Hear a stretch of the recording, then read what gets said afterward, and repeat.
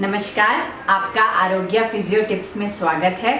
आज की वीडियो हम हीमोफीलिया के पेशेंट्स के ऊपर बनाने वाले हैं। हमें लखनऊ से विनय जी का रिक्वेस्ट आया था कि एक वीडियो हीमोफीलिया पे बनाया जाए और वो भी हिंदी में। तो आज का पूरा वीडियो हम हिंदी में बात करने वाले हैं। आई होप आपने हमारा चैनल सब्सक्राइब किया है, और अगर नहीं किया है तो सब्सक्राइब कीजिए और हमारे वीडियोस को लाइक और शेयर कीजिए। चलिए अब हीमोफीलिया की एक्सरसाइजेस के बारे में बात करते हैं।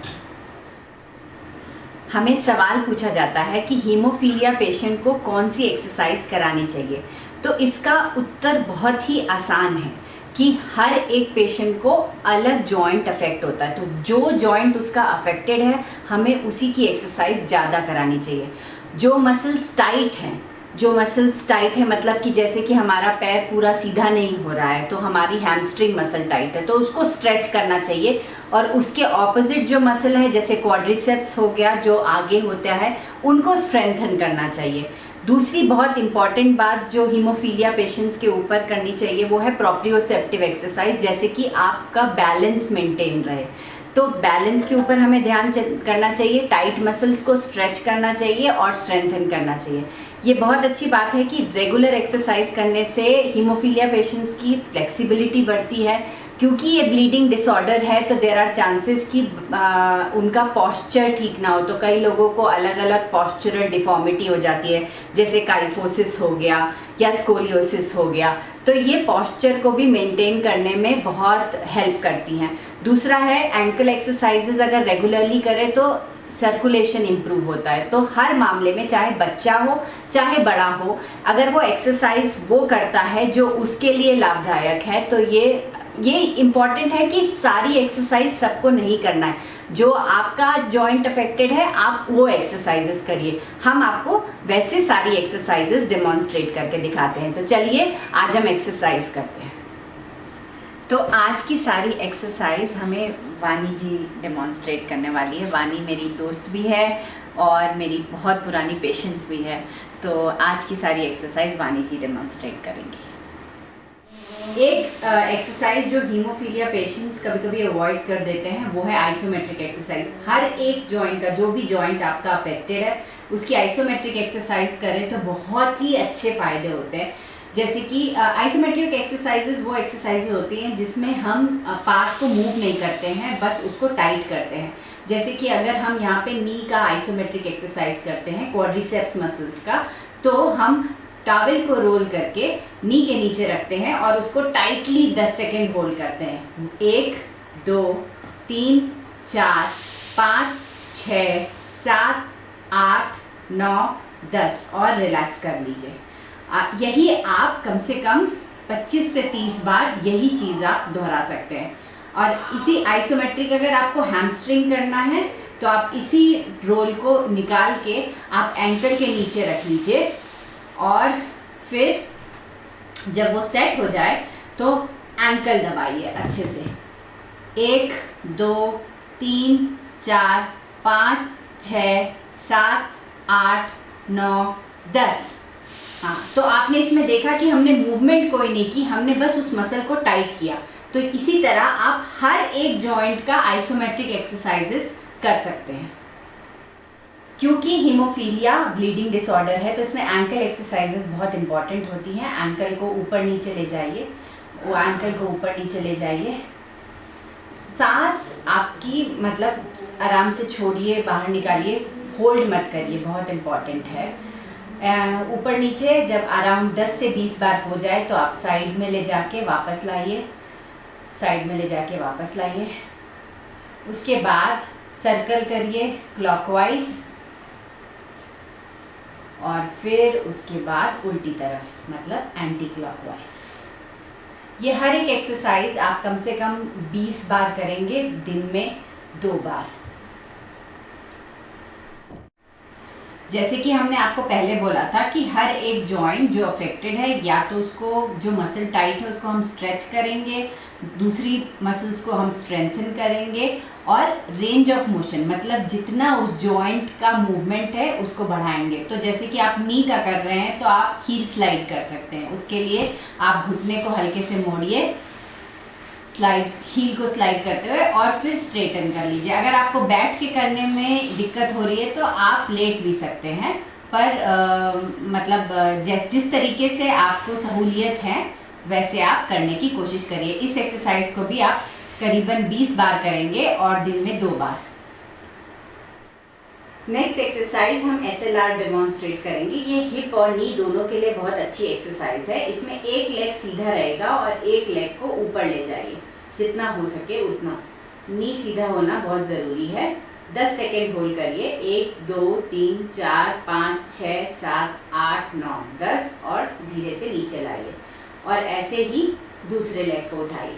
मान लीजिए एक बहुत इंपॉर्टेंट बात है कि हीमोफीलिया पेशेंट रेजिस्टेंस एक्सरसाइज भी कर सकते हैं, ठीक है। शुरू में आइसोमेट्रिक से चालू करना है, फिर आपको रेंज ऑफ मोशन एक्सरसाइज करना है और उसके बाद अगर आपको ये एक्सरसाइजेस इजी लगने लग जाए तो आप यही एक्सरसाइज रेजिस्टेंस से कर सकते हैं। मान लीजिए आप SLR रेजिस्टेंस के साथ करना चाहते हैं तो आप आधा kg आप एंकल वेट डाल सकते हैं और एंकल वेट के साथ आप अपने पैर उठा सकते हैं। बट इम्पॉर्टेंट ये है, हम अभी डिमॉन्स्ट्रेट इसलिए नहीं कर रहे हैं क्योंकि आप स्टार्ट इससे नहीं करिए। आप स्टार्ट धीरे से करिए और धीरे धीरे उसको पीछे ले जाइए। नेक्स्ट एक्सरसाइज जो हम करने वाले हैं वो है ब्रिजिंग। ब्रिजिंग बहुत अच्छी एक्सरसाइज है आपके बैक और कोर को स्ट्रेंथन करने के लिए। स्पेशली अगर आपका नीचे का पोस्चर बिगड़ा हुआ है तो ये एक्सरसाइज बहुत ही अच्छी है। तो आप ऐसा करिए, दोनों पैर को मोड़िए और दोनों पैरों को जितना हो सके अपने बॉडी के पास लाने की कोशिश करिए। यस, अब हाथों को साइड में रखिए और बटक्स को ऊपर उठाइए, जितना हो सके उतना उठाइए। 10 सेकेंड होल्ड करिए इस पोजीशन में। अपनी सांस मत रोकिए, सांस अंदर लीजिए बाहर छोड़िए, अंदर लीजिए बाहर छोड़िए। आप सांस किसी भी एक्सरसाइज में नहीं रोकेंगे और धीरे धीरे धीरे फिर नीचे आइए। तो इसको आप अगर 10 सेकेंड होल्ड नहीं कर पा रहे हैं और आप 5 सेकेंड होल्ड कर पा रहे हैं वो भी ठीक है। अगर मान लीजिए आपको ये एक्सरसाइज बहुत ही ईजी लगती है तो हम फिर अब आपको दूसरी एक्सरसाइज डेमोन्स्ट्रेट करके दिखाते हैं। उसको बोलते हैं 1 लेग ब्रिजिंग। इसमें क्या करेंगे कि एक पाँव को दूसरे पाँव के ऊपर रख लेंगे, एक पाँव को दूसरे पाँव के ऊपर रख लीजिए और अब बटक्स को ऊपर ले जाइए। यस, 10 सेकेंड होल्ड करिए और धीरे धीरे धीरे नीचे लाइए। तो इससे अगर आपकी साइड की मसल्स अगर टाइट है तो वो भी हल्की हल्की स्ट्रेच होगी।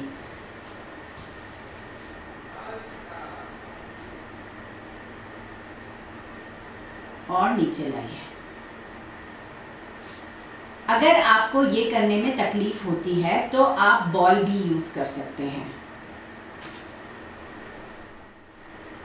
बॉल एक्सरसाइज करने के एक बहुत ही इम्पॉर्टेंट क्या फ़ायदा होता है कि आपके जॉइंट्स में इतना स्ट्रेन नहीं पड़ता है। तो आप आराम से अपने पैरों को बॉल के ऊपर नीचे ऊपर रख लीजिए और फिर बटक्स को ऊपर ले जाइए जैसे कि आपने ब्रिजिंग में किया था और 10 सेकेंड होल्ड करिए, सांस मत रोकिए और धीरे धीरे धीरे नीचे लाइए। तो मैंने आपको 3 तरीके से ब्रिजिंग करने को बोला है। जो भी तरीका आपको अच्छा लगे या आपके कंफर्ट में हो। याद रखिए कि हीमोफीलिया पेशेंट को ओवर द स्ट्रेच नहीं करना चाहिए या ओवर द टॉप नहीं करना चाहिए क्योंकि उससे ब्लीडिंग हो सकती है और ये है भी ब्लीडिंग डिसऑर्डर। तो इसीलिए इम्पॉर्टेंट है कि आप अपनी बॉडी का सुने और हर एक बंदा, हर एक इंसान को अपने हिसाब से एक्सरसाइज करनी चाहिए। अब हम थोड़ा बैक को स्ट्रेच करते हैं, थोड़ा हिप फ्लेक्सर स्ट्रेच करते हैं। तो इसमें एक लेग को आप फोल्ड करिए और अपने चेस्ट के पास लाइए। अगर ये आपको कंफर्टेबल है तो आप इवन अपना नोज़ भी टच कर सकते हैं इस पोजीशन में। अगर आपको ये बहुत ही इजी है तो आप दोनों लेग को फिर फोल्ड कर लीजिए और बैक को पूरी तरीके से स्ट्रेच करिए। अगर आपको स्ट्रेच फील नहीं हो रहा है तो आप सर को आगे की तरफ ले आ सकते हैं जिससे कि आपका पूरा बैक स्ट्रेच हो, क्योंकि हमने ब्रिजिंग करके उसको स्ट्रेंथन तो कर लिया है पर स्ट्रेच करना बहुत ही ज़रूरी है। कई बार ऐसा होता है कि आपकी हैमस्ट्रिंग मसल जो आपके थाइज में पीछे वाली मसल है वो टाइट हो जाती है, तो उनको रिलीज़ करने के लिए हैमस्ट्रिंग स्ट्रेच कीजिए। तो हैमस्ट्रिंग स्ट्रेच हम कैसे करेंगे, आप पैरों को मोड़िए, हाँ एक पैर सीधा रहेगा एक पैर मुड़ेगा, हाथों को नी के नीचे रखिए और फिर लेग को सीधा करने की कोशिश करिए। अब इसको 20 सेकेंड होल्ड करिए। याद रखिए कि जब भी हम स्ट्रेचिंग कर रहे हैं तो हमारा होल्डिंग टाइम इंक्रीज हो जा रहा है। तो आप 20 सेकेंड होल्ड कर रहे हैं और उसके बाद आप रिलैक्स कर रहे हैं। तो आप इसकी रिपीटिशन 20 ना करें, आप इसकी रिपीटिशन 5 ही करें, दोनों पाँव में 5 बार, पर जितने सेकेंड हो सके उसको होल्ड करके रखने की ज़रूरत है। तो इसको बोलते हैं हैमस्ट्रिंग स्ट्रेच, जो आपके थाइस के पीछे मसल्स जो अगर टाइट है, तो अगर आपका पैर पूरा सीधा नहीं हो जाता, वानी का तो पैर सीधा हो गया, पर आपका पैर अगर सीधा नहीं होता तो इट्स ओके, बस स्ट्रेच करिए, वो इम्पॉर्टेंट है। नेक्स्ट हम पायरिफॉर्मिस मसल्स को स्ट्रेच करेंगे। पायरिफॉर्मिस मसल्स आपके साइड में होती है। तो जैसे हमने वन लेग ब्रिजिंग किया था उस पोजीशन में आ जाइए, एक लेग को फोल्ड कर लीजिए, एक लेग उसके ऊपर रख लीजिए। अगर आपको इसी में स्ट्रेच फील होता है तो इसी पोजीशन में रहिए, ठीक है। अगर आपको इस पोजीशन में स्ट्रेच नहीं फील होता है तो आप घुटने को जरा मोड़िए, घुटने को मोड़िए, हाथों को अंदर रखिए घुटने के नीचे और इसको स्ट्रेच करिए। अगर ये पोजीशन भी आपसे इजीली हो जाती है तो दूसरे पैर को स्ट्रेट कर लीजिए। हाँ, तो आपका बेसिकली घुटना आपके चेस्ट के नियर आ रहा है, जितना हो सके उतना। अगेन बिकॉज ये स्ट्रेच है, इसमें आप 20 सेकेंड होल्ड करेंगे और 5 रिपीटिशन करेंगे। दिन में 2 बार आप कर सकते हैं। मान लीजिए अगर ऐसा होता है कि पायरिफॉर्मिस मसल आपकी इतनी टाइट है कि आपसे ये हो ही नहीं रहा है, तो आप बैठने के पोजीशन में इसको एक पाँव के ऊपर रख सकते हैं, पर बैठ के। अगर आपको लेटने से नहीं हो पा रहा है तभी, अदरवाइज अगर आपको लेटने से हो पा रहा है तो आप जो एक्सरसाइज वानी डेमोन्स्ट्रेट कर रही हैं आप वैसे ही करिए। साइड लाइन में आप अगेन हिप की एक्सरसाइजेस कर सकते हैं, क्योंकि हिप की जो मीडियल मसल होती हैं जो आपको अबडक्शन एडक्शन में हेल्प करती हैं वो वीक होती हैं। तो साइड में आप उनको स्ट्रेंथन करिए। आप पहले ऊपर ले जाइए और नीचे लाइए। याद रखिए कि किसी भी पोजीशन में आप ब्रेथ को होल्ड नहीं करेंगे, आपका ब्रीद इन ब्रीद आउट चलता रहेगा। तो ये अराउंड आप 10 से 20 बार कर सकते हैं। आप ऑल्सो ऊपर रख के अगर आप होल्ड कर पाएँ तो ये बहुत ही अच्छी बात होगी कि अगर आप होल्ड करें। इसमें आपको टोज़ को टाइटन कर लीजिए, अपनी तरफ मोड़ लीजिए, हाँ, और 10 सेकेंड। इससे क्या होता है कि आपका कोर भी साथ में इंगेज हो जाता है। और धीरे से नीचे लाइए। अभी इसी पोजीशन में हम सर्कल क्लॉकवाइज और एंटी क्लॉकवाइज भी कर सकते हैं। इससे क्या होगा कि आपका हिप का रेंज ऑफ मोशन कंप्लीट होगा। तो आप जितना बड़ा सर्कल बनाए उतना अच्छा है। आप क्लॉकवाइज करिए और फिर धीरे धीरे एंटी क्लॉकवाइज भी करिए। एंटी क्लॉकवाइज मतलब उल्टा, उल्टी तरफ। इसी पोजीशन में आप, जैसे हमने अभी लेग को ऊपर नीचे ले गए और सर्कल भी कर लिया, अब फ्रंट और बैक भी ला सकते हैं। तो सामने लाइए और पीछे ले जाइए, सामने लाइए और पीछे ले जाइए। अच्छा, इस पोजीशन में हम क्वाड्रिसेप्स स्ट्रेच भी कर सकते हैं। तो क्वाड्रिसेप्स स्ट्रेच करने के लिए, क्वाड्रिसेप्स जो थाइस के फ्रंट में मसल्स होती है ना, जो आपके जस्ट नी के ऊपर है, वो मसल होती है। तो इसके लिए आप अपने नी को फोल्ड कर लीजिए और फोल्ड करके पीछे ले जाइए, पीछे ले जाइए और हाथ से पकड़ने की कोशिश करके इसको पीछे जितना हो सके उतना ले जाइए और 20 सेकेंड के करीब होल्ड करिए और रिलैक्स करिए। इसको आपको 4 से 5 रिपीटिशन करनी है। अभी अगेन जो हम सारी एक्सरसाइज है वो पोस्चर से रिलेटेड है। तो अगर आपका हीमोफीलिया में पोस्चर इफेक्ट हो रहा है, आपका कंधा सामने आ रहा है, आपका बैक पीछे जा रहा है, तो ये सब एक्सरसाइजेस अच्छा रहता है। काइफोसिस, लॉर्डोसिस हो, स्कोलियोसिस हो, ये सब एक्सरसाइज आपके लिए अच्छा होता है। पहला एक्सरसाइज है कोबरा पोज या बैक एक्सटेंशन एक्सरसाइज। हाथों को शोल्डर के नीचे लाइए और धीरे धीरे धीरे उठिए।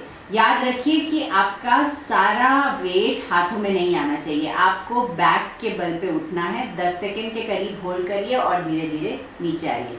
आप ब्रीद इन करते हुए ऊपर आएंगे, ओके।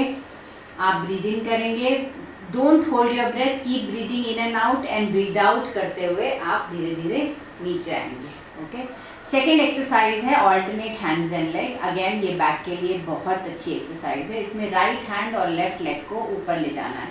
तो राइट हैंड उठाइए, लेफ्ट लेग उठाइए, 10 सेकेंड होल्ड करिए। थोड़ा सा वानी लेग को नीचे रखिए, लेग को, अच्छा बहुत इंपॉर्टेंट है कि लेग को आप बहुत ऊपर नहीं उठाइए, उससे पेल्विस टिल्ट हो जाता है। तो लेग थोड़ा ऊपर रहेगा, जस्ट थोड़ा ऊपर, और 10 सेकेंड होल्ड करिए और रिलैक्स करिए और फिर दूसरे हाथ और उसमें करिए। Yes, 1 2 3 4 5 6 7 8 9 10 and relax. Okay, next exercise हम स्कैपुला स्क्वीज एक्सरसाइज करेंगे। ये बहुत अच्छी एक्सरसाइज है अगर आपका जो शोल्डर है आगे आ रहा है या आपका पेन रहता है पीछे अपर बैक में, तो ये एक्सरसाइज बहुत ही अच्छी है। तो आप दोनों हाथ को आगे लाइए, ब्रीद इन करिए, दोनों हाथ को 90 डिग्री पे लाइए और ब्रीद आउट करिए और नीचे ले जाइए। इसमें आपके पैर ऊपर नहीं आएंगे, सिर्फ हाथ ऊपर आ रहा है। Breathe in again, yes, and breathe out. सांस को अंदर लाइए और धीरे धीरे बाहर छोड़िए। चौथी एक्सरसाइज जो हम करेंगे वो है सुपरमैन एक्सरसाइज। इसमें दोनों हाथ और पैर ऊपर आ जाएंगे। सो कम अप और इसको रखिए, 10 सेकेंड के करीब होल्ड करिए और रिलैक्स करिए और नीचे जाइए। So breathe in, come up, don't hold your breath, keep breathing in and out, keep breathing in and out and breathe out and calm down and relax. So अभी हम क्रॉल पोजीशन में आए। Crawl position में आने के लिए बहुत important है कि आपका हिप और नी एक लेवल पे हो और आपका शोल्डर और रिस्ट एक लेवल पे हो। तो इस पोजीशन में हम कैट एंड कैमल कर सकते हैं। अगेन पोस्चर के लिए बहुत अच्छी एक्सरसाइज है, बैक के लिए बहुत अच्छी एक्सरसाइज है। एंटीरियर पोस्टीरियर पेल्विक टिल्ट होता है इसमें। तो ब्रीद इन करिए, सर को ऊपर रखिए और ब्रीद आउट करिए और नीचे ले जाइए। ब्रीद इन अप, ये बैक को कंप्लीट स्ट्रेच देता है और साथ में एंटीरियर और पोस्टीरियर पेल्विक टिल्ट होता है इसमें।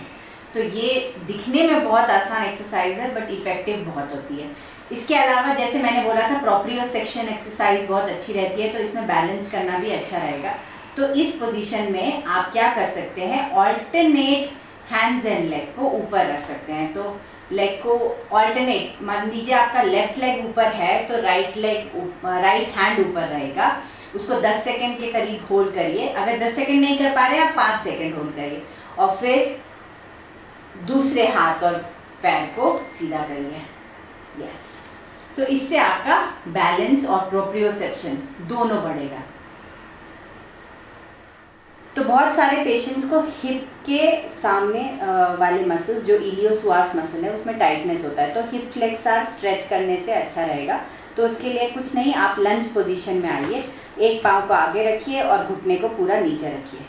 ठीक है, थोड़ा सा पीछे वाला घुटना और भी पीछे कर लीजिए जिससे कि वो पूरी तरीके से स्ट्रेच में आ जाए। यस, और आगे पूरा वेट डालिए। याद रखिए कि आपकी नी मसल्स को या नी को टोस के आगे नहीं जाना है, तो उतना ही स्ट्रेच करिए जितना ये करना है। हाँ, और इसको 20 सेकेंड होल्ड करिए और उसके बाद करीबन 4 से 5 रिपीटिशन करिए। अब जो हैमस्ट्रिंग स्ट्रेच हमने आपको लेट के दिखाया था वो आप इस पोजीशन में भी कर सकते हैं जब आप हिप फ्लेक्सर स्ट्रेच कर रहे हैं। तो इसके लिए कुछ नहीं करना, आपको धीरे धीरे धीरे अपने दूसरे पैर की तरफ जाना है और एक पैर स्ट्रेट करना है और try to hold the toes. मान लीजिए आपको नी जॉइंट अफेक्टेड है और आपको ऑलरेडी बहुत टाइटनेस फील होता है अपने क्वाड्रिसेप्स में, तो आप ये पोजीशन अवॉइड भी कर सकते हैं। जैसे कि मैंने कहा कि हर एक को हर एक्सरसाइज करने की ज़रूरत नहीं है। अच्छा, इसी में आप हिप पूरा, क्योंकि हिप पूरा टाइट हो जाता है तो इसीलिए हिप को खोलने के लिए आप बेसिकली पिजन स्ट्रेच कर सकते हैं। पिजन स्ट्रेच क्या होता है कि आपको वो जो आगे वाला पैर है उसको फिगर ऑफ 4 में करना है और दूसरा पैर आगे, तो इससे आपकी हिप फ्लेक्सर मसल एक पाँव की स्ट्रेच होती है और दूसरे पाँव का हिप अडक्टार्स मसल स्ट्रेच होती है। तो ये actually multiple stretch at a 1 है, तो इसीलिए ये पोजीशन बहुत अच्छी है। पर अगर आप कंफर्टेबल होना चाहिए, चाहे वो बच्चा कर रहा हो चाहे वो बड़ा, कंफर्ट होना बहुत ज़रूरी है। तो हीमोफीलिया में बैलेंस बहुत इम्पॉर्टेंट होता है, जैसे कि मैंने पहले कहा है। तो बैलेंस के लिए हम कुछ एक्सरसाइजेस कर सकते हैं, जैसे स्टैंडिंग ऑन वन लेग। तो आप एक लेग को ऊपर ले जाइए बेंड करके 90 डिग्री तक, और अगर आपको सपोर्ट की ज़रूरत हो रही है तो आप वॉल का सपोर्ट ले सकते हैं या किसी चेयर का सपोर्ट ले सकते हैं। और जब आपको कॉन्फिडेंस आने लग जाए कि नहीं मैं बिना वॉल के सपोर्ट से खड़ा हो सकता हूँ, तो आप धीरे धीरे बिना सपोर्ट के खड़े होना चालू करिए। और जब आपको इसमें भी कॉन्फिडेंस आ जाए कि हाँ मैं बिना सपोर्ट के भी अच्छे से खड़ा हो सकता हूँ, तो ट्राई करिए कि आँख बंद करके थोड़ा 10 सेकेंड, 20 सेकेंड, 30 सेकेंड, इम्पॉर्टेंट ये नहीं है कि आप कितने सेकंड खड़े हो पा रहे हैं, इम्पॉर्टेंट है कि आप खड़े हो पा रहे हैं। तो इसका प्रोग्रेशन ऐसे करना है। बहुत सारे हीमोफीलिया पेशेंट का काफ टाइट होता है। काफ मसल कौन सी मसल्स होती है? जो एंकल के ऊपर जो मसल्स होती हैं। तो इसको स्ट्रेच करने के लिए ये 2 मसल्स होती है, गैस्ट्रोनीमियस और सोलियस। तो पहले गैस्ट्रोनीमियस हम स्ट्रेच करते हैं, तो उसके लिए एक पाँव को आगे ले आइए, एक पाँव को आगे ले आइए और दूसरा पाँव अगेंस्ट द वॉल रखिए और धीरे धीरे नी को बेंड करिए और देखिए कि वो पूरा स्ट्रेच हो रहा है। जहाँ पे आपको लगे कि ये मैक्सिमम स्ट्रेच हो रहा है, आप वहाँ पे स्टॉप हो सकते हैं, 20 सेकेंड होल्ड कर सकते हैं। दोनों लेग का करिए, 5 बार करीबन करिए, दिन में 2 बार। अच्छा, ये है हमारा गैस्ट्रोनीमियस स्ट्रेच। दूसरा स्ट्रेच करने के लिए हमें क्या करना पड़ेगा कि हमें वॉल के अगेंस्ट खड़े होना पड़ेगा। तो हम वॉल के अगेंस्ट खड़े हो जाते हैं।